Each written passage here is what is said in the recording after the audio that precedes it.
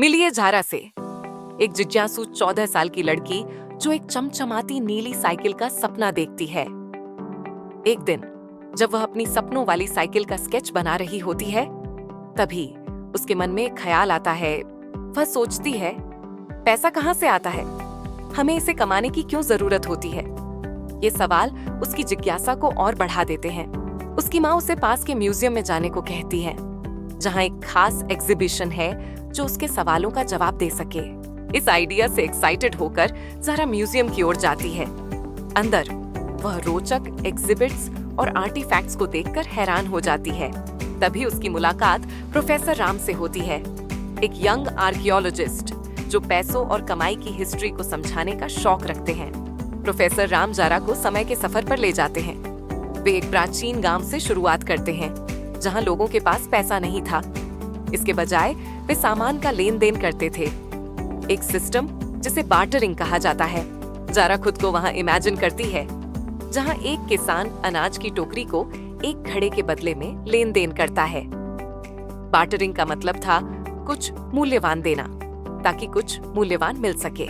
समय के साथ बार्टरिंग मुश्किल होने लगी, तो लोगों ने व्यापार को आसान बनाने के लिए कीमती धातुओं जैसे सोना और चांदी से सिक्के बनाना शुरू किया।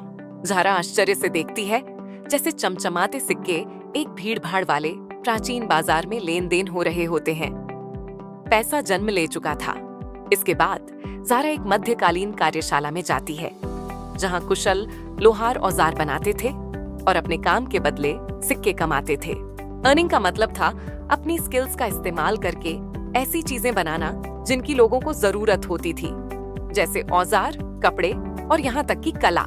ज़ारा की यात्रा इंडस्ट्रियल रेवोल्यूशन तक पहुंचती है, एक ऐसा समय जब फैक्ट्रियों में मशीनों और मजदूरों की गहमा-गहमी थी।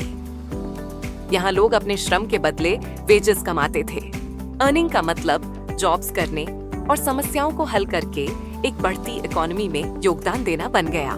वर्तमान में लौटकर ज़ारा समझती है कि अर्निंग का विचार ज्यादा नहीं बदला है।